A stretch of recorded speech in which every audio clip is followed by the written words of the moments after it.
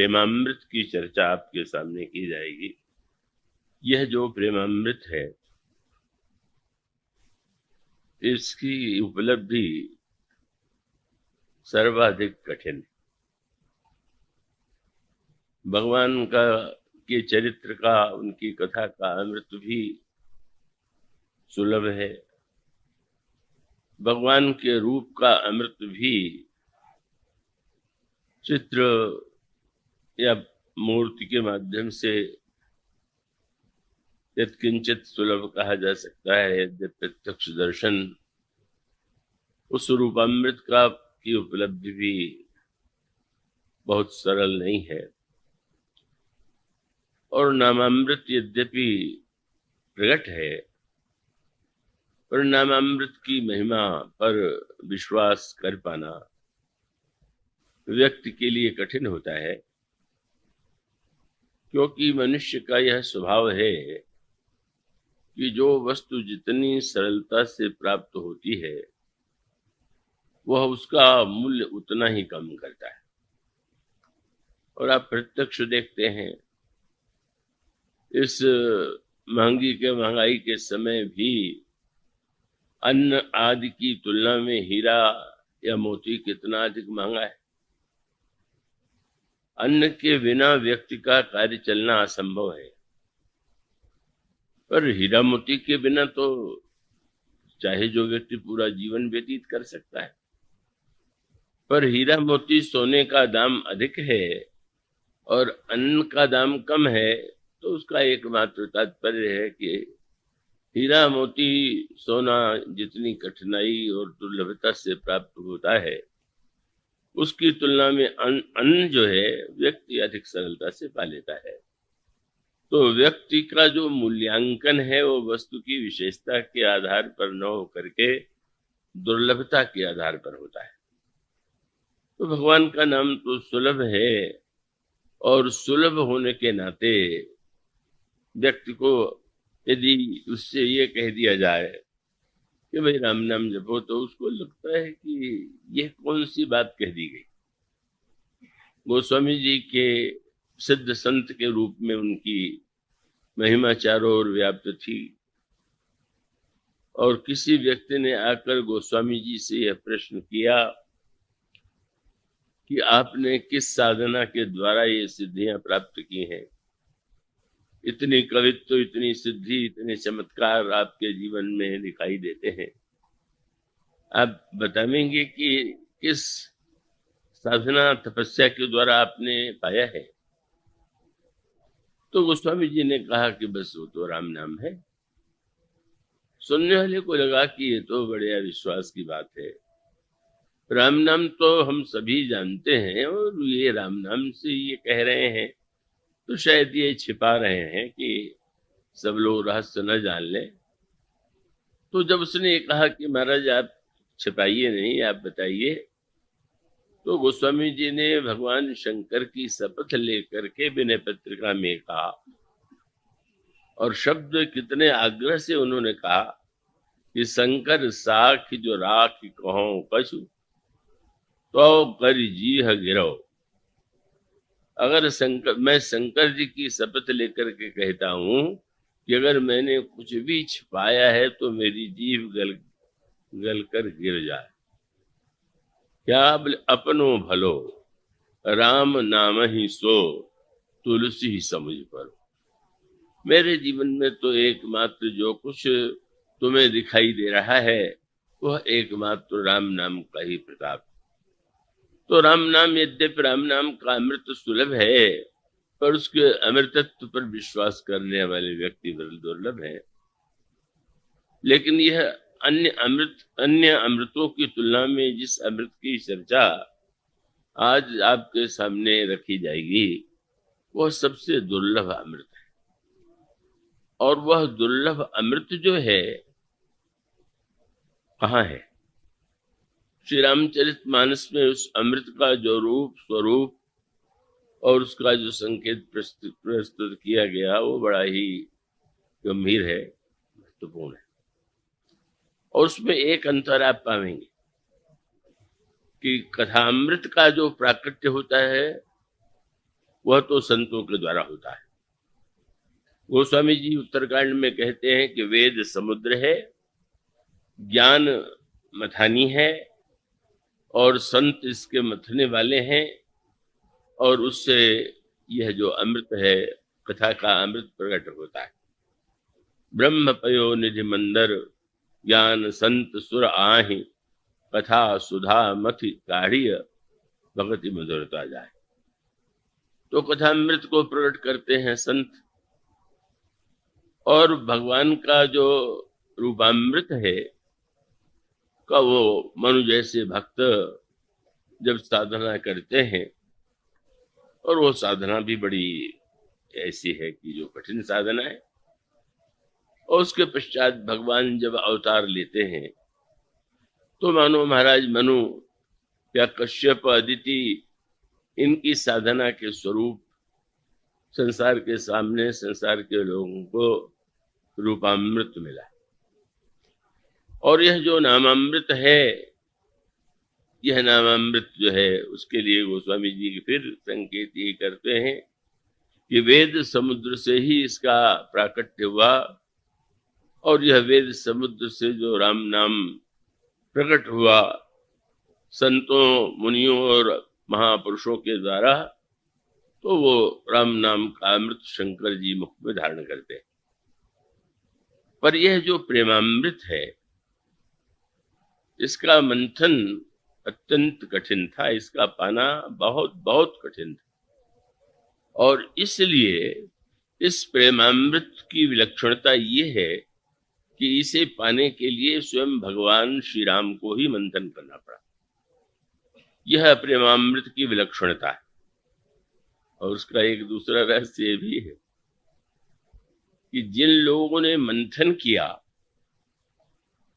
को उन लोगों को मंथन के बदले में अमृत मिला, तो भगवान ने इस प्रेमामृत को स्वयं क्यों प्रकट किया? कि भगवान को स्वयं किसी अन्य अमृत की आवश्यकता नहीं थी, पर प्रेमामृत की आवश्यकता उनको भी थी। तो इसलिए उन्होंने निर्णय किया कि इस प्रेमामृत को तो मैं स्वयं मंथन करके प्रकट करूंगा। वह प्रेमामृत कहाँ है, कितनी कठिनाई से वह अमृत प्रकट हुआ, इसके लिए आप अयोध्या कांड के उस दोहे पर दृष्टि डालिए। जब चित्रकूट में श्री भरत प्रवेश करते हैं, और उस समय उनके प्रवेश करते ही सारे वातावरण में जो एक दिव्यता रस का संचार हो गया, ऐसा लगने लगा कि जड़ों में भी रस का प्रेम का संचार हो गया। तब गोस्वामी जी ने वह दोहा लिखा जिसमें उन्होंने बताया कि वह समुद्र श्री भरत, और भरत समुद्र में ही यह प्रेम का अमृत छिपा हुआ था। और यह समुद्र जो है, इस समुद्र का मंथन करना सबसे अधिक कठिन था।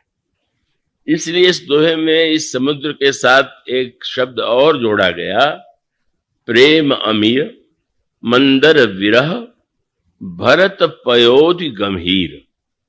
इतना गंभीर यह समुद्र था, इतना अथाह यह समुद्र था कि इसका मंथन कर सकना केवल भगवान श्री राम के लिए संभव था। और उस मंथन के लिए प्रभु को भी कठिन प्रयत्न करना पड़ा, ऐसी योजना बनानी पड़ी कि जिसके द्वारा स्वयं वे भी उस अमृत का पान कर सकें और अन्य भी उस अमृत का पान करके धन्य हो सके। तो ये जो श्री भरत हैं वह गंभीर समुद्र है, और उसका अभिप्राय यही है कि जैसे आप किसी समुद्र के तट पर जाकर के खड़े हो जाए तो आपके सामने जलराशि का विशाल रूप तो दृष्टिगोचर होगा, आप सामने उसे देखेंगे, पर उस समुद्र के अंतराल में क्या है कैसे आप नहीं देख पाते, केवल जल दिखाई देता है। आकाश और जल में ये अंतर प्रत्यक्ष है। आकाश में जो कुछ है आप सामने उसे देख पाते हैं एक सीमा तक, आप दृष्टि से उसे देख पाना संभव प्रतीत होता है, पर समुद्र के अंतराल में जो है उसे देख पाना संभव नहीं।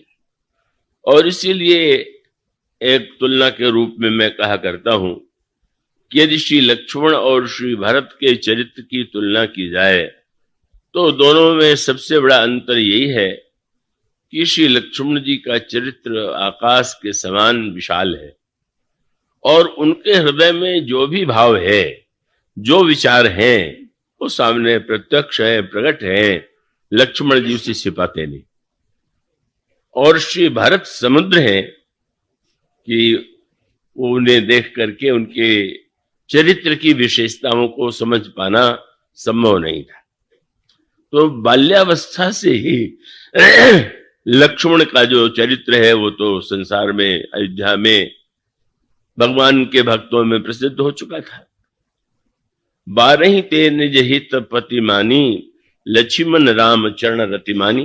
भरत जो है श्री राम के चरणों में वे उनकी सारी प्रीति है, सारी रति है। इसका स्पष्ट तात्पर्य है, गोस्वामी जी कह सकते थे कि अब श्री भरत जी के हृदय में श्री राम के प्रति रति नहीं है क्या? क्या शत्रुघ्न जी के हृदय में श्री राम के चरणों में रति नहीं है क्या? पर गोस्वामी जी जब ये कहते हैं कि 12 ते निज हित पति जानी, लक्ष्मण राम चरण रति मानी, और आप उसी क्रम को उस दृष्टि से विचार करके देखिए। गुरु वशिष्ठ को आमंत्रित किया महाराज दशरथ ने, आपकी कृपा से जिन 4 बालकों का जन्म हुआ उनका आप नामकरण भी कीजिए। तो नामकरण करने में भी आप यह सूत्र पाएंगे कि अगर श्री भरत के नाम गुरु वशिष्ठ ने श्री भरत का नामकरण किया तो उसमें उसकी व्याख्या किस रूप में की? उन्होंने यही कहा कि विश्व भरण पोषण कर जोई, ताकर नाम भरत सोई। जो विश्व का भरण पोषण दोनों करते हैं वह भरत। और जब शत्रुघ्न जी का नामकरण किया गया तो कहा गया जाके सिमरन ते रिपुनासा, नाम शत्रुघ्न वेद प्रकाशा। जिनके स्मरण से शत्रुओं का विनाश हो जाता है, उन्होंने कहा इस बालक का नाम मैं शत्रुघ्न रखता हूं। पर जब लक्ष्मण जी का नामकरण करते हैं तो एक नई बात पाएंगे जो उन दोनों भाइयों के साथ नहीं जुड़ा, और वो क्या है? श्री भरत शत्रु के साथ वह शब्द नहीं है जो लक्ष्मण जी के साथ। और आप जब दोहा पढ़ेंगे तो उसमें आपको एक शब्द मिलेगा, उन्होंने कहा ये जो बालक है लच्छन धाम राम प्रिय। यह राम प्रिय शब्द न श्री भरत के साथ है न शत्रुघ्न के साथ है, लेकिन लक्ष्मण के साथ यह शब्द जुड़ा। इसका अर्थ नहीं था कि वो राम प्रिय नहीं थी, बल्कि आगे चल करके तो भगवान राम से जब पूछा जाए तो यही कहते हैं कि भरत सरिस प्रिय को जो माही। तो वो तो कहने में बड़ा सरल था कि वो राम प्रिय है, लेकिन गुरु वशिष्ठ जो है लक्ष्मण जी का नामकरण करते समय लक्षण धाम राम प्रिय, अन्य गुण भी है, सकल जगत आधार, गुरु वशिष्ठ ते ही राख्यो, लक्ष्मण नाम उदार। तो अब लक्ष्मण का अभिप्राय है कि लक्ष्मण का श्री राम के प्रति प्रेम इतना प्रत्यक्ष था, उनकी रति इतनी दृष्टिगोचर होती थी कि कोई व्यक्ति उनका परिचय दे और उनके साथ राम प्रियता का नाता न जोड़े तो वो कोई उसके दृष्टि, गोस्वामी जी की दृष्टि में उस व्यक्ति ने लक्ष्मण के व्यक्तित्व के गौरव को कम कर दिया। बल्कि विवाह प्रसंग में उस बात को पढ़ के थोड़ी हंसी सी भी आती है, पर वहां पर भी लक्ष्मण जी के संदर्भ की विशेषता दिखाई देती है। भगवान राम जनक नंदिनी सीता का विवाह संपन्न हो गया और मंडप में ही निश्चित किया गया कि अन्य तीनों राजकुमारों का भी विवाह यहाँ महाराज के स्वयं महाराज जनक की पुत्री उर्मिला और श्री सीता और उनके भाई जो कुशकेतु हैं उनकी कन्या है मांडवी और स्तुतिकीर्ति, तो ये निश्चित किया गया कि ये विवाह भी इसी मंडप में संपन्न किया जाए। अब वो जब लोग तो जन्मपत्री मिलाते हैं, जन्मपत्री के द्वारा विवाह में ये कहते हैं कि वर कन्या के गुण कितने मिले और क्या मिले, पर वहां गोस्वामी जी जो दोनों वर कन्या के जो मिलान का वर्णन करते हैं बड़ा सार्थक है। अब वो शब्द जब मांडवी जी का विवाह श्री भरत से हुआ तो गोस्वामी जी ने उनके परिचय में क्या शब्द लिखा, कुशकेतु कन्या प्रथम जो गुणशील सुख शोभामयी।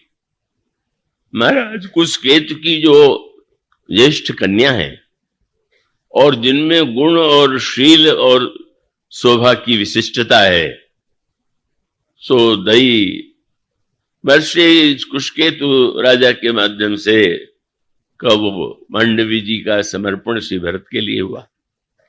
तो मानो उसका अभिप्राय यह है कि श्री भरत के चरित्र में सर्वाधिक विलक्षणता उनका शील, तो स्वाभाविक रूप से उनकी पत्नी यदि शील गुण से युक्त न हो तो दोनों में वास्तविक प्रीति हो ही नहीं सकती। तो इसलिए श्री भरत के शील की जितनी प्रशंसा है उसी के संदर्भ में मांडवी के लिए भी शील की बात अवश्य जोड़ी गई। श्रुत केतु कन्या कुश केतु कन्या प्रथम जो गुणशील सुख शोभामयी सब रीति प्रीति समेत करिसो व्याहि नृप भरत ही दई। और फिर जब सुचकीर्ति का शत्रुघ्न जी से परिणय संपन्न हुआ तो गोस्वामी जी की शब्दावली क्या है, जही नाम श्रुत कीरति सुलोचनी और सुमुखी सब गुण आगरी। जो सुमुखी हैं और सुलोचनी हैं और समस्त गुणों की केंद्र हैं। तो श्रुति कीर्ति का जो एक सांकेतिक अर्थ है आप उसको यह इसे सरलता से ग्रहण कर सकते हैं। श्रुति वेद को कहते हैं और मानो ये साक्षात वेदमयी श्रुतकेतु के श्रुति कीर्ति के रूप में जो विद्यमान है उनकी ये विशिष्टता है जो शत्रुघ्न जी के साथ पढ़ने के लिए आवश्यक है। लेकिन अनोखी बात हो गई, अब ये कहना चाहिए कि उर्मिला जी का विवाह जब उन्होंने किया तो मांडवी श्रुति कीर्ति के लिए तो कह दिया कि वो उस केतु की कन्या है, तो अब कहना चाहिए कि उर्मिला जी जनक की कन्या है। लेकिन कैसी अनोखी बात है, गोस्वामी जी ने उर्मिला जी का परिचय करने के लिए जनक की पुत्री कह के परिचय नहीं दिया। क्या कहा, बोले जानकी लघु भगिनी, सीता जी की छोटी बहन। इसका अर्थ क्या है कि अगर उनसे नाता न हो राम सीता से तो लक्ष्मण के मन में उसके प्रति आकर्षण ही उत्पन्न नहीं हो सकता। तो जानकी लघु भगिनी तो मांडवी भी है, जानकी लघु भगिनी तो श्रुति कीर्ति भी है। लेकिन जैसा नामकरण में भरत जी लक्ष्मण जी के लिए राम प्रिय कहना परमावश्यक है, उसी तरह से अगर उर्मिला जी का विवाह लक्ष्मण से हो रहा है तो गोस्वामी जी कहते हैं कि वो तो पूजनीय प्रिय परम जहाते मानिए सब ही राम के नाते।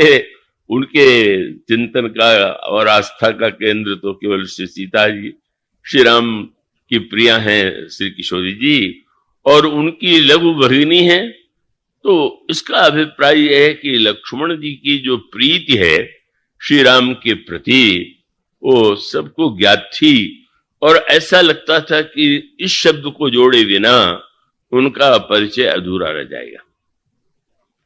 अब वो जो श्री भरत हैं जिनके लिए गोस्वामी जी को लिखना पड़ा भरत पयोधि गंभीर, इसका अर्थ क्या कि श्री भरत का जो विलक्षण चरित्र है वो बाहर से देख करके उनके व्यवहार से उनकी वाणी से का समझ पाना असंभव था। भरत जी के अन्य गुण तो लोगों को यत्किंचित दिखाई देते थे, लेकिन जो श्री भरत के जीवन में अंतःकरण में श्री राम के प्रति प्रगाढ़तम प्रेम था वो प्रेम किसी के सामने नहीं आया, क्योंकि पूरे मानस में भरत के चरित्र की यह जो समस्या है, गंभीरता है, वो आपको पग पग पर परिलक्षित होगी। और उस युग में भी भरत के स्वभाव और चरित्र को समझ पाना बहुत कठिन था। बड़े से बड़े व्यक्ति भी श्री भरत को सही अर्थों में समझने में सक्षम नहीं थे। और वो सज्जन शायद यहां हो, बुरा नहीं मानेंगे, बहुत वर्ष पहले, तो कितने वर्ष पहले एक सज्जन मिले, परिचय उनका वकील के रूप में दिया गया, बड़े बुद्धिमान व्यक्ति थे। तो उन्होंने कहा कि मैं कुछ विचार रखना चाहता हूं। तो उन्होंने कहा कि ये भरत जो है, ये तो बड़े कुटिल राजनीतिज्ञ थे। अब मैं तो सुन करके स्तब्ध रह गया कि ऐसा भी कोई शब्द भरत के लिए कर सकता है। और उन्होंने तर्क यही किया कि जब एक बार चित्रकूट में भगवान श्री राम ने ये कह दिया कि भरत कहे सो किए भलाई, तो अयोध्या से तो ये ढिढोरा पीट के आए कि श्री राम को लौटा के ले आवे। और श्री राम ने कहा तो बोली नहीं, केवल दिखावा करना चाहते थे कि मैं श्री राम को मनाना चाहता हूं, और वस्तुतः तो उनके हृदय में कोई ऐसी आकांक्षा नहीं थी। मैंने उनको सादर प्रणाम किया, आपने बड़ा कष्ट किया और उससे अधिक मुझे कष्ट आपने दिया। आप किस तरह से आपका चिंतन है, आपकी वकालत मानो अब भरत को ही बुरा सिद्ध करने में अपनी बुद्धिमत्ता को सार्थक बना लेगी। और उसका अभिप्राय यह है कि श्री भरत के व्यवहार में जैसा उन्होंने तर्क ढूंढा, वह व्यक्ति ढूंढ सकता है, और उन्होंने यही कहा मुझसे। तो श्री भरत के विषय में तो बार बार उस समय भी लोगों को यत्किंचित भ्रम होता था, पर वो दूर हो गया। अब उनका दूर नहीं हुआ तो वो तो एक असंभव सी बात है। कई लोग ऐसे होते हैं कि जिनका भ्रम दूर नहीं होता। तो वस्तुतः श्री जैसे समुद्र को देख करके कल्पना कोई करने लगे कि समुद्र के भीतर क्या है, तो आप बाहर खड़े होकर के आप कल्पना करते रहिए। समुद्र की गहराइयों में बैठना और उसको देखना वो असंभव। तो अब श्री भरत का जो व्यवहार था, बाल्यावस्था से लेकर के बार बार जब भी स्थिति सामने आई, तो वो स्पष्ट लोगों को, देखने वालों को यही प्रतीत हुआ कि लक्ष्मण जैसा प्रेम श्री राम से करते हैं, वैसा श्री भरत में सद्गुण तो है, पर वैसा प्रेम नहीं। क्योंकि अब अगर लक्ष्मण जी को श्री राम से अलग सुला दिया जाए तो सो ही नहीं सकते, उनको निद्रा ही नहीं आवेगी। पर श्री भरत को यदि श्री राम से अलग सुलाया जाए तो उनके सामने कुछ ऐसा नहीं दिखाई देता है, वो तो सहज भाव से ऐसा लगता है कि ये तो सो जाते हैं। तो जब बिल्कुल शिशु है तब भी अंतर दिखाई देता है, और बाद में जितनी घटनाएं घटित होती थी तो उसमें यही लगने लगता था। गीतावली रामायण के उस प्रसंग पर जब दृष्टि जाती है कि भगवान श्री राम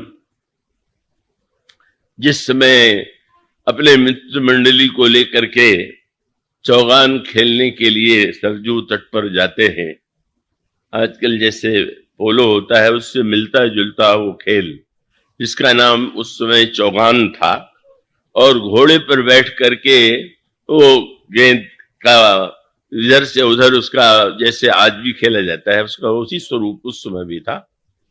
तो सरजू के किनारे जहां पर विस्तृत मैदान है, वहां मित्र मंडली के साथ प्रभु एकत्र हुए। अब खेल के लिए 2 दल चाहिए, तो 2 दल का जब बंटवारा हुआ तो फिर वही स्थिति, प्रभु के सामने प्रभु का प्रतिद्वंदी कौन बनेगा, प्रभु के विरोधी दल का नायक कौन बनेगा। प्रभु ने जब लक्ष्मण की ओर देखा तो लक्ष्मण जी ने यही कहा कि मैं तो आपके साथ खेल में भी ये कल्पना ही नहीं कर सकता कि अलग होकर खेल सकता हूं। अगर मुझे खेलना है तो आपके साथ, और नहीं तो मैं नहीं खेलूं। परिणाम क्या होता है, लोगों को लगा कि लक्ष्मण तो राम के बिना एक क्षण भी उनके लिए रह पाना संभव नहीं। श्री भरत, प्रभु ने श्री भरत की ओर देखा, भरत मेरे विरोधी दल का नायक मैं तुम्हें बनाऊं, तो बिल्कुल स्वीकार कर लिया। तो अब देखने वाला जो घटना को व्यवहार के आधार पर चरित्र का निर्णय करता है, उसको तो भ्रम होना स्वाभाविक है। उसको तो लगता है कि यहाँ तो श्री भरत ने तो, लक्ष्मण तो खेल में भी प्रभु के विरुद्ध नहीं जाते, और यह तो श्री भरत तो गोस्वामी जी कहते हैं, सरज तीर सम सुथल भूमि थल गनि गनि गोइया बांट ले, राम लखन एक और भरत सत, एक और श्री राम लक्ष्मण और दूसरे दल में भरत शत्रुघ्न और उनकी मित्र मंडली। और खेल का परिणाम क्या होता है? अद्भुत खेल का परिणाम यह है कि लोगों को, दर्शकों को दिखाई देता है कि श्री राम पूरे उत्साह से नहीं खेल रहे, और श्री भरत को देख करके लगता था कि वो तो जीतने के लिए पूरे उत्साह से खेल रहे। और उसका कारण यह था कि प्रभु की ओर कोई गेंद आती है तो प्रभु जो है उसके ऊपर प्रहार नहीं करते, धीरे से जिधर की ओर श्री भरत है वो गेंद वो कर देते हैं, प्रेषित कर देते।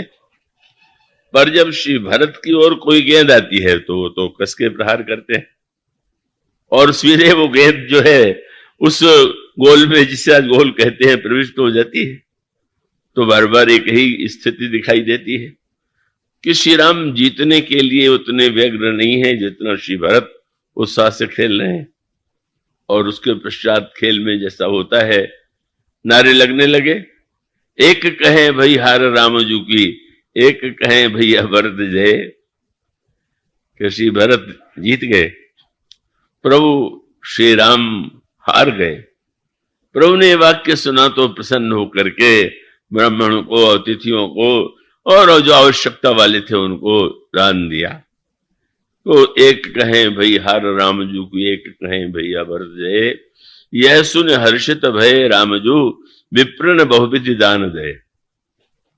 और उसके बाद दूसरे दिन भी प्रभु ने लक्ष्मण से कहा, तुम्हें मेरे साथ खेलने का फल मिल गया ना, हारना पड़ा, और जब खेलोगे तो यही परिणाम होगा।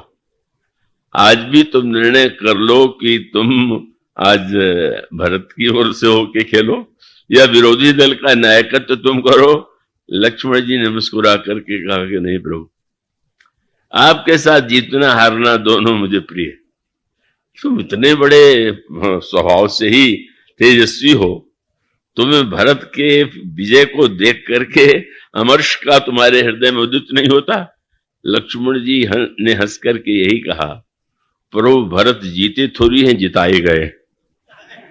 वो अगर जीते होते तो मैं कोई महत्व देता।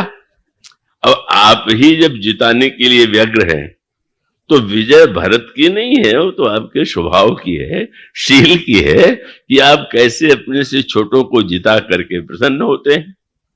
पर वो दृश्य तो यही होता है।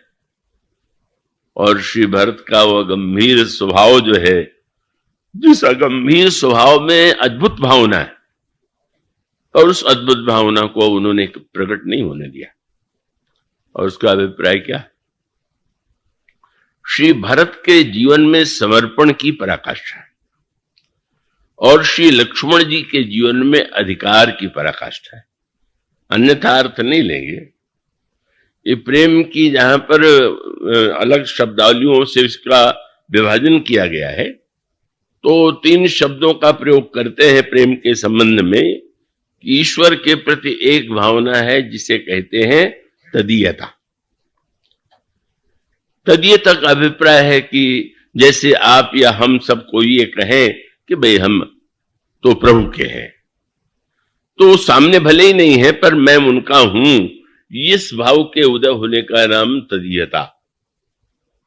और जो व्यक्ति कहता है प्रभु सामने और वो कहता है कि प्रभु मैं आपका हूं, यह तदीयता है। और जो व्यक्ति ये कहता है कि प्रभु आप मेरे हैं, ये मदीयता है। तो तदीयता, त्वदीयता, मदीयता, ये 3 कक्षाएं। अब संसार के जो व्यक्ति आस्तिक हैं वो तो उनमें से तदीय ही हैं। हम मान लेते हैं अपनी ओर से कि भाई हम भगवान के। त्वदीयता का अर्थ है कि उस व्यक्ति ने का केवल मान नहीं लिया है, अपितु भगवान ने उसे स्वीकार कर लिया है। अब विलक्षणता यह है, इस प्रसंग को जरा बहुत ध्यान से समझने की आवश्यकता है कि वैसे कक्षा में तो तदीयता, त्वदीयता से मदीयता को श्रेष्ठ माना जाता है। तदीयता से भी ऊपर है मदीयता। लेकिन विलक्षणता क्या है? लक्ष्मण जी में यह जो भावना है वह त्वदीयता की है, और श्री भरत में जो यह भावना है प्रेम की, वह वस्तुतः मदीयता की है। प्रभु मेरे हैं, मैं इनके ऊपर मेरा अधिकार है। और श्री भरत का उनके स्वभाव में, उनके चरित्र में, उनके आचरण में तुरीयता है। पर इससे तो फिर वही भ्रम हुआ कि लक्ष्मण जी उच्च कक्षा में हैं और भरत जी अपेक्षा उनकी न्यून है। पर सत्य यही कि श्री भरत को मदीयता का वही अधिकार है जो लक्ष्मण जी को है। अगर वो श्री राम को अपना कहें और श्री राम पर अपने अधिकार का दावा करें तो कोई आपत्ति नहीं, प्रभु से स्वीकार कर लेते। पर वो इतने गंभीर और इतने विनम्र हैं, और वो अत्यंत जो जिसको कहते हैं भक्तों की दैन्य भावना, कि वे तो मानो यही मान के चलते हैं कि मैं किस दावे से प्रभु पर अधिकार की कल्पना करूं, बस प्रभु का मैं हूं।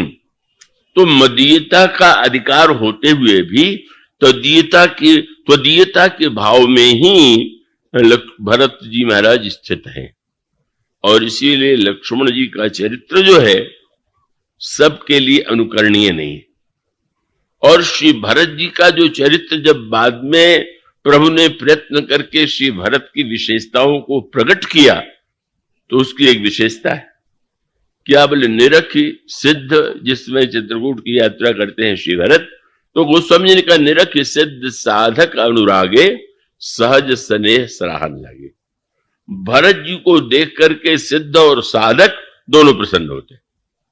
लक्ष्मण जी के चरित्र में सिद्ध स्थिति तो है पर साधक की स्थिति नहीं। पर श्री भरत जी के जीवन में सिद्ध होते हुए भी निरंतर साधक की स्थिति आप पाएंगे।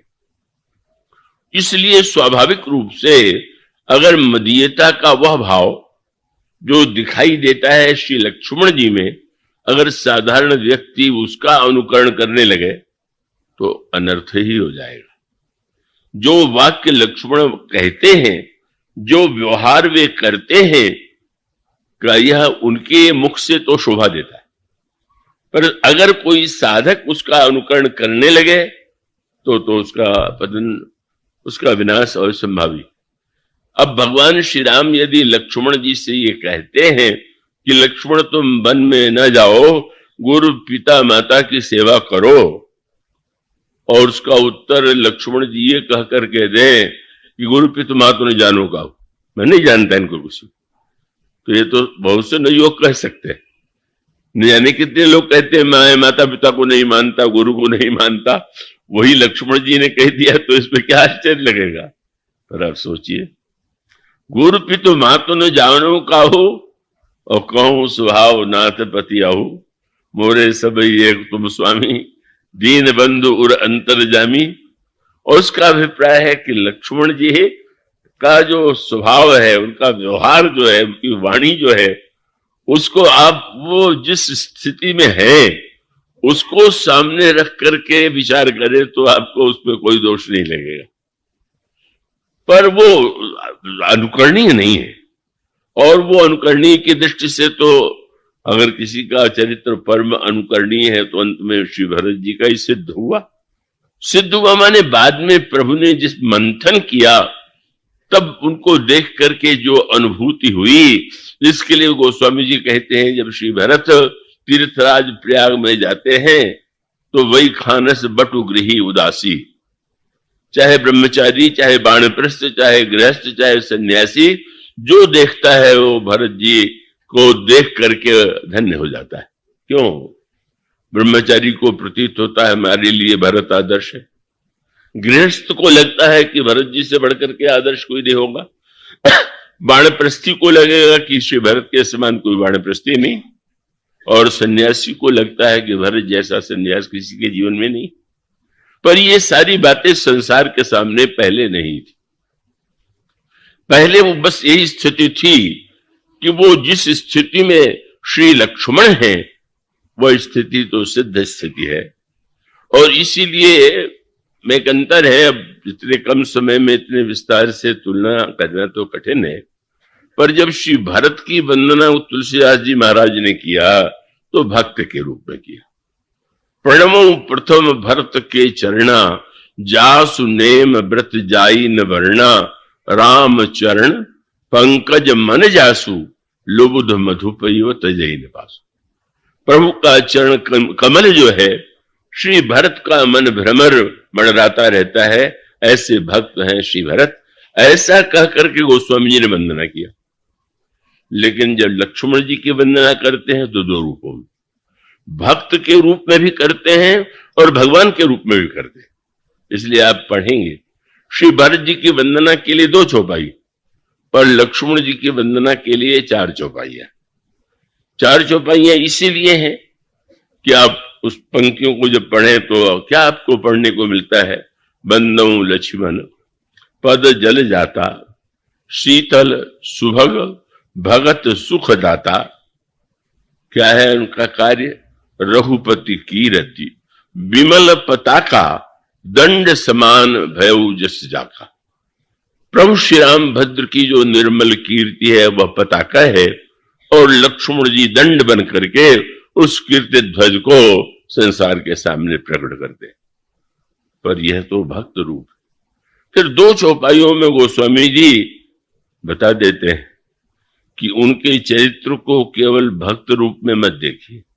तब 2 चौपाइयों में वो शीर्ष रूप में कहते शेष, सहस्त्र शीर्ष, यह शेष है, वह है जिनके सहस्त्र सिर हैं और जग कारण। ये शब्द केवल या तो श्री राम जी के लिए है, या सीता जी के लिए, या लक्ष्मण जी के लिए, कि संसार के ये कारण है। शेष सहस्त्र शीर्ष जग कारण।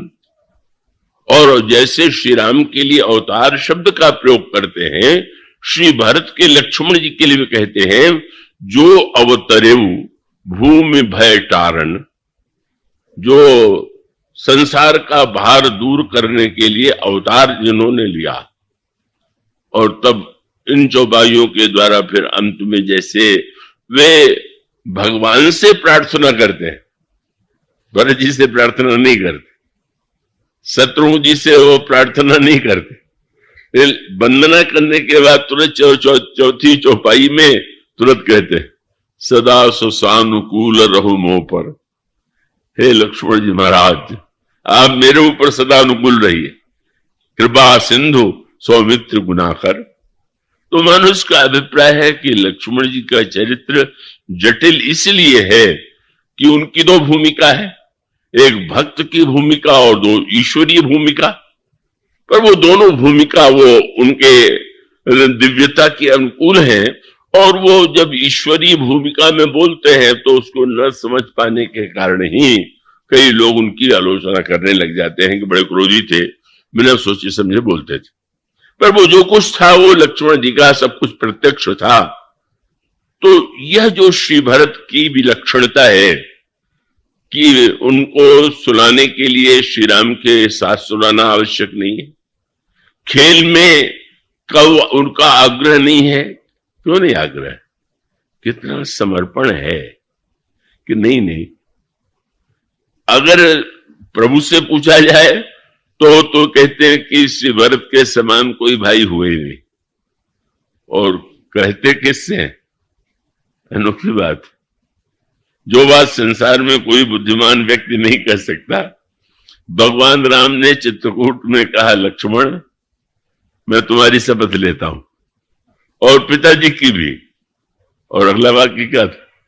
लखन तुम्हार सपथ पितु आना, सुच सुबंधु नहीं भरत समाना। संसार में पवित्र भरत जैसा भाई नहीं हुआ। अब भाई से ही कह रहे हैं, कितना बुरा लग जाए संसार में कोई और भाई हो, मैं सब कुछ छोड़ के साथ में हूं और कह रहे भरत सबसे अच्छे। लेकिन प्रभु कह सकते हैं और लक्ष्मण उसमें आनंद ले सकते हैं, यही उनकी मानता, श्रेष्ठता है। पर श्री भरत से जब पूछा जाए कि आपकी दृष्टि में सबसे श्रेष्ठ कौन है, तो यही कहते हैं, यह धन्य लक्ष्मण बड़ भागी, राम पदार विंद अनुरागी, कपटी कुटिल मोहि प्रभु चीन्हा, ताते नाथ संग नहीं लीना, लालन जोग लखन लघु लोने, भेन भाई असहाय होने। लक्ष्मण के समान भाई न तो हुआ है और न तो कोई होगा। ये अनोखे संवाद, जिसका जो रहस्य है, जिसमें कितना बड़ा विश्वास प्रभु का लक्ष्मण के प्रति है, और लक्ष्मण जी को इससे सुन करके भी जिसको कष्ट न हो, और वहां तो कम से कम घुमा के ये कह दिया था कि भरत जमा के समान भाई नहीं है। पर जब हनुमान जी से मिले तो आध घंटे के बाद ही हनुमान जी से कहने लगे, कसुनु कपि जन जी मानस ऊना, तय मम प्रिय लक्ष्मण ते दूना। तुम लक्ष्मण से दूने प्यारे हो, अभी अभी आए और वो दूने प्यारे हो गए। अब लक्ष्मण जी के स्थान पर कोई होता तो ये कहता तो फिर इन्हीं के साथ ले लीजिए। हम सब कुछ बाल्यावस्था से सब कुछ छोड़ करके, पत्नी परिवार छोड़ करके आपके साथ हैं, और आपने एक क्षण में दूना बना दिया। लेकिन इसमें हनुमान जी की उतनी महिमा नहीं जितनी लक्ष्मण की महिमा। प्रभु लक्ष्मण के सामने ये कह सके तो उसका अभिप्राय यह है कि लक्ष्मण और श्री राम का व्यक्तित्व जो है मिलकर के अभिन्न है, कि दंड और पताका को तो अलग किया नहीं जा सकता। दोनों का बिना डंडा आप ऊपर कैसे गाड़ दीजिए तो उसको कौन महत्व दे, और बहुत बढ़िया झंडा हो और डंडा ही ना हो तो जमीन पर पड़ा रहेगा। तो मानो श्री लक्ष्मण और श्री राम का जो स्वरूप है वो अभिन्न है, ईश्वरीय है, और उसका गौरव अपना अलग है। लेकिन प्रभु का जो अवतार हुआ है वह तो संसार के जीवों के लिए शिक्षा देने के लिए, संदेश देने के लिए। तो इसलिए लक्ष्मण जी का चरित्र इतना विलक्षण है कि वो वंदनीय तो है लेकिन अनुकरणीय नहीं। पर प्रभु जानते हैं कि संसार का कल्याण लक्ष्मण के द्वारा नहीं होगा। वह मेरी सेवा करते हैं और मेरी सेवा के माध्यम से, मेरे माध्यम से भले ही कल्याण हो, लेकिन लक्ष्मण के चरित्र का बहिरंग रूप जो है वो ऐसा है कि जिसमें व्यक्ति को उल्टा अर्थ हो, भिन्न अर्थ दिखाई दे सकता है। श्री भरत की विशेषता यह है कि ये अधिकार, भगवान के प्रति अधिकार तो बड़ा सरल शब्द हो गया। कोई भी व्यक्ति कहे कि भगवान तो मेरे हैं और मेरे हैं तो जो मैं कहूं वो करे, तो ये तो कोई नहीं कहना चाहेगा।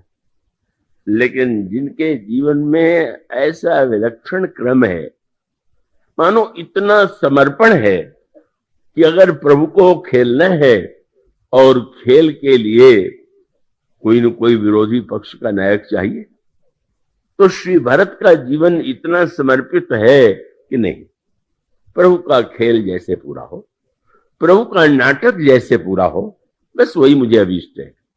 पर वस्तुतः देखने वालों को क्रिया दिखाई देती है, हृदय की भावना नहीं दिखाई देती।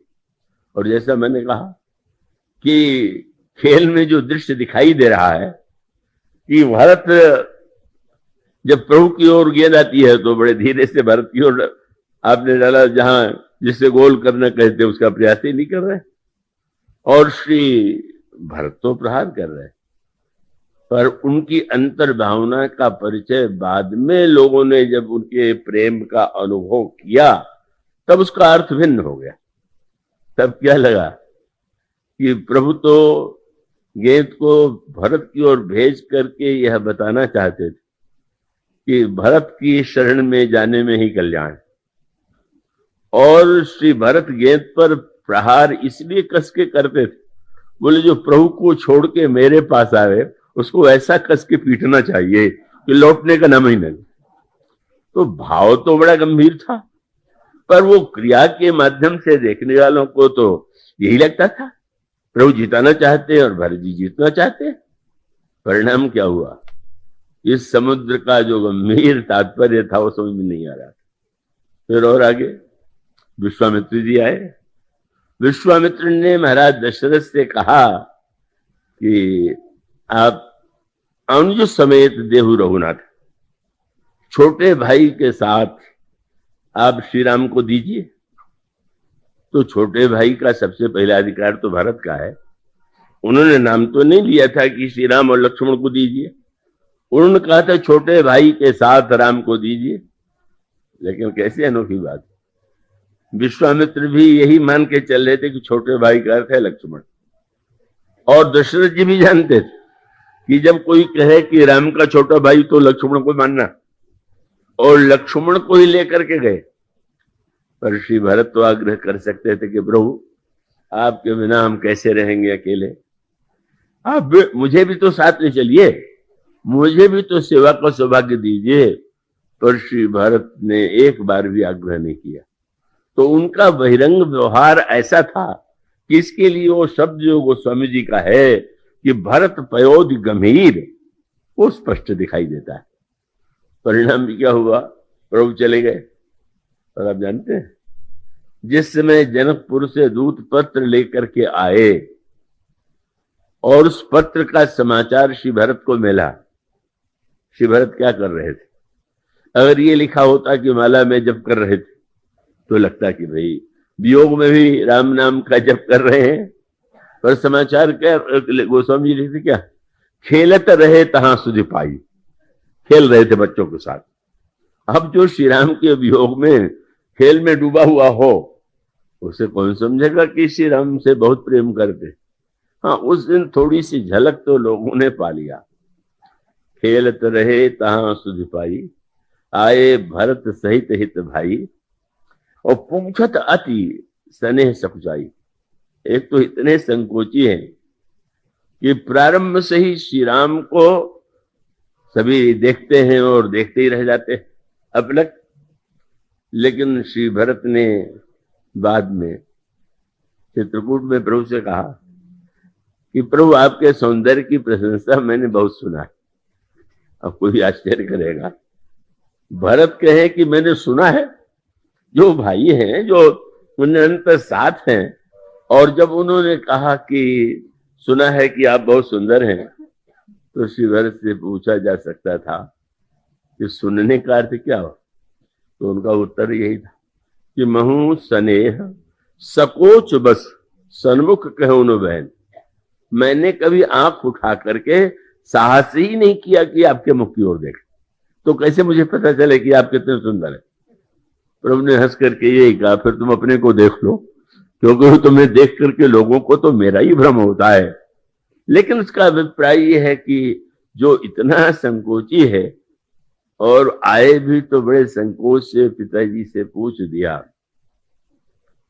कि तात कहां से पाती आई, पिताजी पत्र कहां से आया। और जब पता चला कि जनकपुर से पत्र आया हुआ है और उसको सुना उन्होंने, बस एक क्षण के लिए लोग आश्चर्यचकित हो गए। होता है, होना नहीं चाहिए, भाइयों में परस्पर प्रेम हो, प्रेम तो सभी में होना चाहिए, पर भाई भाई में तो अत्यंत प्रेम की कल्पना की जाती है। पर व्यवहार में दिखाई देता है कि भाई के हृदय में भी भाई की उन्नति से स्पर्धा हो जाती है, मात्सर्य हो जाता है, ईर्ष्या हो जाती है। तो उस समाचार में तो यही लक्ष्मण और राम की महिमा का वर्णन है पत्र में। किंतु उसे सुन करके क्या श्री भरत को लगा कि क्या बतावे, मुझे अवसर नहीं मिला, नहीं तो मैं जाता तो मेरा भी बड़ा नाम हो जाता और मेरा भी इतिहास में मेरी भी चर्चा होती। पर गोस्वामी जी ने कहा कि नहीं, सुनी पाती पुलके दो भ्राता, अधिक स्नेह सनातन गाता।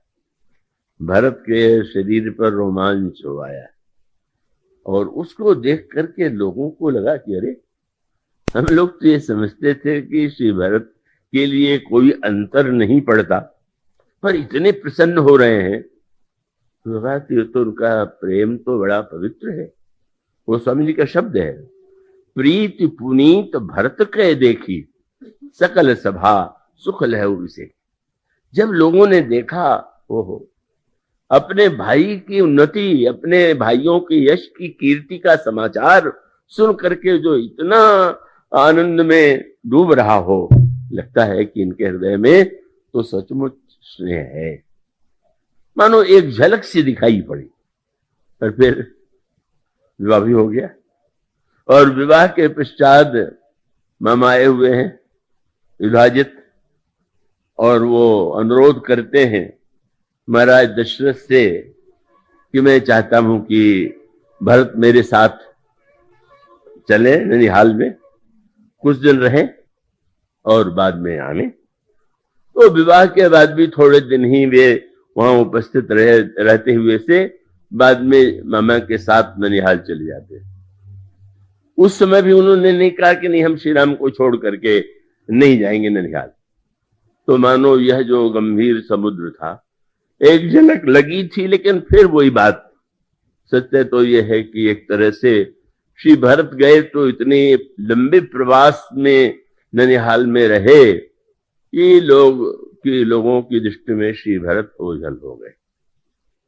पर भगवान श्री राम यह जानते थे कि जिस प्रेम के परिपूर्णता का दर्शन समाज को होना चाहिए, जिस चरित्र और गुण का परिचय लोगों को समाज को मिलना चाहिए, किसी न किसी तरह से इसको तो प्रकट करना ही है।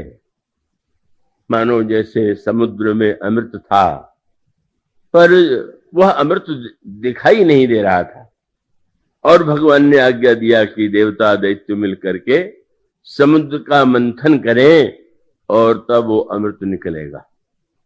पर जब प्रभु ने देखा कि भरत तो इतना गहरा समुद्र है कि इसको समझ पाना, इसके अंतर हृदय के प्रेम को कोई देख ही नहीं पा रहा है, समझ ही नहीं पा रहा है, तो उन्होंने निर्णय किया कि अब तो इनका ही मंथन होना चाहिए।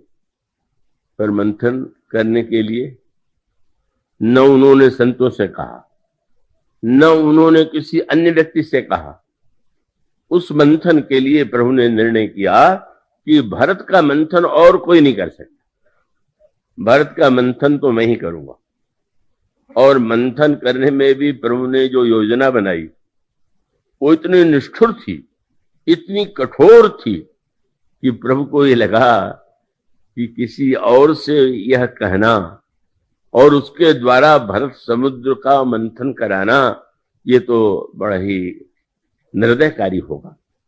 और इसलिए गोस्वामी जी कहते मत ही प्रगटो सुर साधुत। गोस्वामी जी ने सूत्र दिया कि वहां पर देवताओं को अमृत की आवश्यकता थी, और यहां श्री भरत में के समुद्र में जो प्रेम का परिपूर्ण अमृत विद्यमान है, वह अमृत आवश्यक है। किसके लिए? साधुओं के लिए, साधकों के लिए। मानो समाज में लोक कल्याण के लिए जिस चरित्र की आवश्यकता है, जिस भक्ति और प्रेम की आवश्यकता है, वह श्री भरत में। और तब प्रभु ने यह निर्णय किया कि मुझे इसके लिए तो अत्यंत निर्दय बनना पड़ेगा। मंथन करने का अर्थ क्या हुआ? आप दही है, दही के बर्तन में आप दही को देखेंगे, कितना अच्छा दृश्य दिखाई देगा। आप जब मथानी डाल करके उसे मथेंगे तो दही का कण कण जो है उस आघात से टूटेगा और तब उसमें से नवनीत निकलेगा। गोस्वामी जी ने ये कहा कि भगवान राम ने निर्णय किया कि भरत समुद्र में प्रेम का अमृत छिपा हुआ है और उसको संसार के कल्याण के लिए प्रकट करना। तब उन्होंने यह निर्णय किया कि मंथन तो मैं करूंगा, पर मथानी गोस्वामी जी से दोहे में कहते हैं, साधकों और साधुओं के सामने समस्या यह थी, जैसे देवता और दैत्यों के युद्ध में देवता हारते थे और दैत्य विजयी हो जाते थे, इसी प्रकार से साधकों के जीवन में यह समस्या आती है कि बहुधा बुरे विचार सफल हो जाते हैं और अच्छे विचार जो है असफल हो जाते हैं, नष्ट हो जाते हैं। और तब जैसे भगवान ने यह कहा कि अमृत पीने के बाद ही तुम दैत्यों को हरा सकोगे, उसी प्रकार से सद्गुणों के द्वारा इतिहास में अनेकानेक व्यक्ति हैं जिनके चरित्र में ऊंचाइयां, सद्गुण, विशेषताएं दिखाई दी, पर उन विशेषताओं के होते हुए भी बदलते देर नहीं लगे। इतिहास ने ही बताया, शशि गुरु तियगामी नहुस चढ़ो भूमि सुरजान, लोक वेदते विमुख भा अधम को वेन समान, और वही सहसबाव सुरनाथ त्रिशंकु कहीं नराज मद दीन कलंकु। इतिहास में अनगिनत श्रेष्ठ व्यक्तियों के चरित्र का वर्णन है जो प्रारंभ में बड़े अच्छे थे और बाद में बदल गए। और तब प्रभु को ये लगा कि जैसे देवताओं ने अमृत पी करके दैत्यों को हराया था, इसी प्रकार से भरत के चरित्र में, अंतःकरण में जो दिव्य प्रेमामृत है का उसके प्रकट होने के बाद जब साधक भरत के चरित्र का अनुगमन करेंगे, उसको आदर्श बनाएंगे, अपने जीवन में उतारेंगे, तो समाज की सारी बुराइयां समाप्त हो जाएंगी।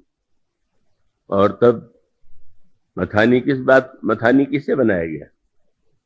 14 वर्ष का जो वियोग है, ये वनगमन है, ये क्यों है? अब प्रत्यक्ष तो यही है कि कैकेयी ने महाराज श्री दशरथ से मांग की और बाध्य होकर के महाराज दशरथ श्री राम को बन जाने का आदेश मौन रह करके दे देते और जाना पड़ा। लेकिन वस्तुतः बन जाने का उद्देश्य क्या था? तो भगवान राम के चरित्र में अगर आप यूं देखें तो आपको प्रचलित धारणा से एक भिन्न रूप दिखाई देगा। तो मैंने कहा कि श्री राम तो अपने व्यवहार में वो जो प्रचलित धारणाएं थी उसे बिल्कुल नहीं मानते थे, पर विशेषता ये थी कि उन धारणाओं का खंडन नहीं करते थे, भाषण में विरोध नहीं करते थे, अपने आचरण के द्वारा ही समाज को इतना उन्होंने बदल दिया कि जो मर्यादावादी थे उनको भी नहीं लगा कि श्री राम ने सब कुछ बदल दिया। और भगवान श्री राम के आचरण को देख करके वो विवाह की परंपरा समाप्त हो गई श्री राम के राज्य में। एक नारी व्रत रत सब झारी, ते मन वच क्रम पतिहितकारी। तो श्री राम तो प्रत्येक नई मर्यादा की धारणा प्रकट करते हैं, और इसीलिए जब गुरु वशिष्ठ के द्वारा उन्हें सूचना दी गई कि तुम्हें युवराज पद पर कल प्रतिष्ठित किया जाएगा, तो भगवान राम को यह मर्यादा, जो सूर्यवंश की मर्यादा थी कि जेठ स्वामी सेवक लघु भाई, यह दिनकर कुल रीत सुहाई। सूर्यवंश की पवित्र परंपरा है कि ज्येष्ठ भाई राजा बने और छोटा भाई अनुगमन करे। भगवान श्री राम ने उसका उल्टा कहा, गुरु वशिष्ठ से नहीं बोले। गुरु वशिष्ठ से एक वाक्य भी उन्होंने नहीं कहा कि मैं राज्य नहीं लेना चाहता, या ये परंपरा अनुचित। पर गुरु जी के जाते ही भगवान राम बैठ करके सोचने लगे, सूर्य वंश तो बड़ा पवित्र वंश है, पर इस वंश में ये अनुचित परंपरा कैसे बन गई? क्या जन्म्यू एक संग सौ भाई, भोजन सैन केली लरिकाई, कर्ण वेद उपवीत विवाह, संग संग सब भय उछाहा। तो विमल वंश तो बड़ा पवित्र, लेकिन अनुचित एगो, या बंधु विहाय बड़े अभिषेक, छोटे भाई को छोड़ करके बड़े को राजा बनाया जाता है, ये तो इस वंश के लिए कलंक है। कहा मर्यादा मानते, बोले भले ही नहीं, यही उनकी विशेषता है। वो उग्र भाषण नहीं देते, पर वो ऐसा उनके अंतःकरण की शैली, उनके विचार और व्यवहार की शैली है। कि प्रभु ने यही कहा, यह वंश तो, किसी ने पूछा महाराज क्यों अनुचित है? प्रभु का अपना तर्क होता है, स्वार्थी व्यक्ति अपने पक्ष में तर्क ढूंढता है, पर प्रभु से ये कहा गया कि सूर्य वंश में अगर ज्येष्ठ भाई को राज्य देना परंपरा है तो आप इसे अनुचित क्यों मानते हैं?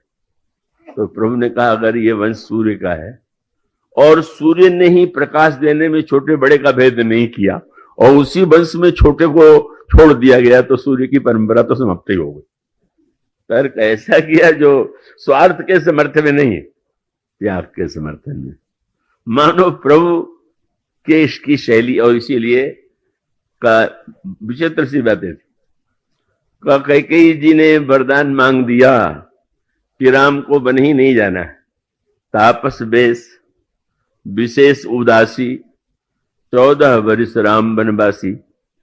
तपस्वी के वेश में विशेष उदासी के रूप में 14 वर्ष इनको वन में जाना पड़ेगा। तो इसको भी उन्होंने उस अर्थ में बिल्कुल नहीं माना। अब जब पत्नी साथ में जा रही हैं तो फिर उदासी का सवाल कहां? जब धनुष बाण भी लिए चले जा रहे हैं तो फिर वो त्याग, तो मान लीजिए आभूषण उतार दिया, वस्त्र रेशमी उतार दिया, लेकिन उसके पश्चात भी तो धनुष बाण लेकर के जाते हैं। और संग सुबंधु पुनीत प्रिया का मानो सांकेतिक अर्थ यह है कि भगवान राम का उद्देश्य तो दूसरा था। उनको तो लगा कि मां का यह वरदान तो एक बहाना है, इसलिए भगवान श्री राम ने मां की आज्ञा को, जिसको आज्ञा माना जाए, उसको अक्षरशः बिल्कुल स्वीकार नहीं किया। मैं चित्रकूट जाया करता हूं कभी, प्रभु का सौभाग्य, प्रभु की कृपा से अक्सर। पहली बार मैं गया तो अनेक स्थानों में जाते हुए एक स्थान मुझे दिखलाया गया, आप लोगों में भी जो गए होंगे उन्होंने देखा होगा, उसको धनुआ कहते हैं। तो एक बड़ा सा पर्वत खंड है और उसमें गड्ढे से है और बीच में एक पत्थर उठा हुआ था। तो मुझे बताया गया कि भगवान राम उदासी वेश में गए थे, इसलिए पत्नी और अपने बीच में जब सोए तो धनुष रख लिया। मैंने तो सिर पीट लिया कि किस राम का ये चिन्ह है भाई, जो बीच में धनुष रख के सोए। आगे चल करके तो सारा वर्णन यही आता है, एक बार चुरी कुसुम सुहाए निज कर भूषण राम बनाए। आभूषण बनाते हैं, पुष्प का, सीता जी का श्रृंगार करते हैं, ये धनुष को बीच में रखवा करके। ये कहीं कहीं जो कृष्ण मर्यादा रक्षक अपने को मानते हैं, ऐसी कल्पना कर लेते हैं कि मानो भगवान श्री राम श्री सीता जी से क्या उन दिनों व्यवहार जो करते थे, क्या वो अपनी प्रिया जैसा नहीं होता था क्या? पर मानो भगवान श्री राम का जो सारा व्यवहार है वो तो उस मर्यादार्थों में शाब्दिक सत्यवादी और शाब्दिक मर्यादावादी श्री राम नहीं। भगवान श्री राम ने सर्वदा सत्य के तात्पर्य पर को दृष्टि में रखा, सत्य के शब्द को नहीं। महाभारत काल में शब्द को ही सत्य माना जाता था, पर भगवान राम तो सुग्रीव से कहते हैं कि सुन सुग्रीव में मारी हो बाली एक ही मान। और जिस समय बाली विनम्र हो गया तो सिर पर हाथ रख के कहते हैं अचल करो तो न राखो प्राण। मारने वाले थे, बचल करने को भी तैयार हो गए। लक्ष्मण से कहने लगे यही सहायक मारा में बाली, यही सर हतो मूढ़ कह काली। जिस बाण से मैंने बाली को मारा था, कल उसी बाण से सुग्रीव को मारेंगे। वो कल आए ही नहीं। मानो भगवान श्री राम शब्द को नहीं पकड़ते, अभिमान उनका नहीं है, मानो उनका अभिप्राय यह है। इसके लिए मैं दृष्टांत में क्या करता हूं कि किसी को फोड़ा हो गया, डॉक्टर के पास गया, डॉक्टर ने देख के कहा चौथे दिन तुम्हारा ऑपरेशन करूंगा, और संयोग से दवा से ही फोड़ा फूट गया और फोड़ा ठीक हो गया। अगर वो रोगी डॉक्टर के पास जाए और डॉक्टर ये कहे कि तुम्हारा तो फोड़ा ठीक हो गया है, पर सत्यवादी होने के नाते मुझे ऑपरेशन तो करना ही पड़ेगा, तो उस सत्यवादी डॉक्टर की कितनी पूजा आप करेंगे कि वाह, केवल मेरे मुंह से कोई शब्द निकल जाए। ये महाभारत का काल था, जिस बार मेरे मुंह से निकल गया तो निकल गया, अरे आपके मुंह से गलत बात निकल गई तो गलती मान लीजिए। इसलिए भगवान राम के चरित्र में साधारण लोगों ने जैसी कल्पना कर लिया है वैसा कुछ नहीं। भगवान श्री राम जाते हैं वन में तो उसका अभिप्राय क्या है? पिताजी की सत्य की रक्षा करना है, तो ठीक है राज्य छोड़ देना है, और पर उसके साथ मेरे साथ अगर सीता है तो मेरी इतना सब कुछ छोड़ करके मेरे साथ जा रहे हैं, उनके प्रति स्नेह, उनके हृदय के अनुकूल कोई व्यवहार, ये भी तो मेरा कर्तव्य है। बड़ा व्यापक अर्थ होता है उनके चरित्र में। लक्ष्मण मेरा छोटा भाई है, मानो भगवान श्री राम का व्यवहार जो है वह केवल शाब्दिक और शब्दों में बंधा हुआ नहीं, बल्कि भगवान राम जिस उद्देश्य से बन जा रहे थे मुख्य उद्देश्य दूसरा था। इसलिए उनको तो लगा कि ठीक इस यात्रा में आप, इसीलिए तो व्यंग किया गोस्वामी जी ने कि कवितावली रामायण में जिसमें गांव की स्त्रियों ने श्री राम को देखा तो सीता जी से पूछा कि ये कौन है आपके। अब आश्चर्य कौन ऐसा था कि जो समझने जाए कि कौन है, देख के जैसे बैठे हुए हैं, पर उन लोगों ने जो व्यंग्यात्मक चित्र प्रस्तुत किया वो बड़ा मार्मिक था। जब उन्होंने पूछा कि ये कौन है, ये आपके कौन है, तो जनक नंदिनी तो मुस्कुरा करके चुप हो गई, पर मानो उनका ये प्रश्न था कि क्या कारण है। तो उन्होंने कहा कि अब इनको देख के हम समझ नहीं पा रहे हैं। क्या? बोले शीश जटा, सिर पर जटा जूट धारण करने देख करके लगता कोई उदासी और तपस्वी है, तो फिर वही मान लो। बोले शीश पर जटा देख के तो मान लेते, लेकिन इनकी आंखों को देखे तो बिल्कुल नहीं लगता। शीश जटा उर बाहु विशाल और बिलोचन लाल तिरछी सी भौं है।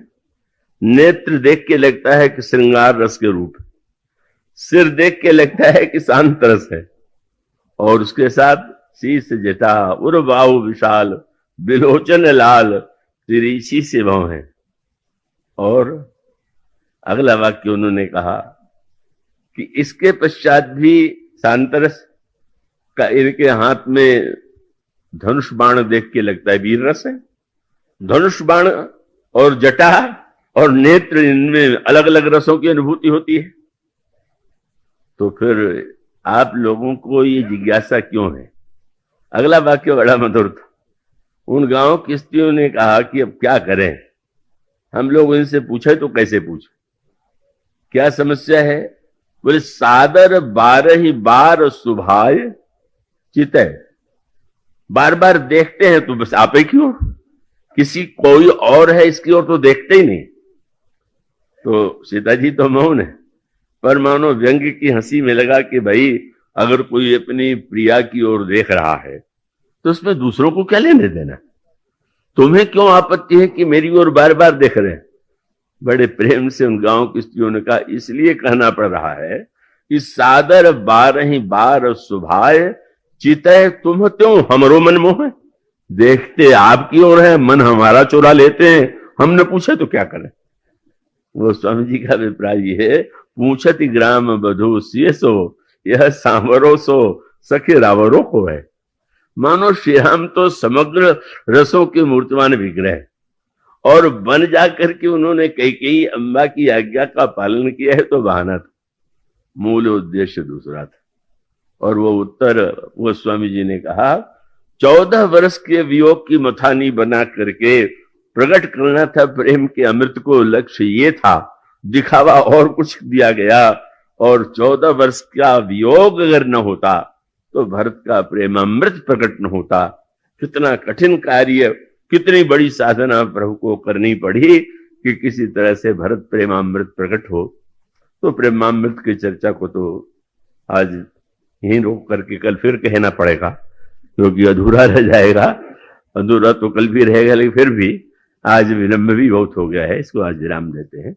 बोलिए श्री राम किंकर प्रभु।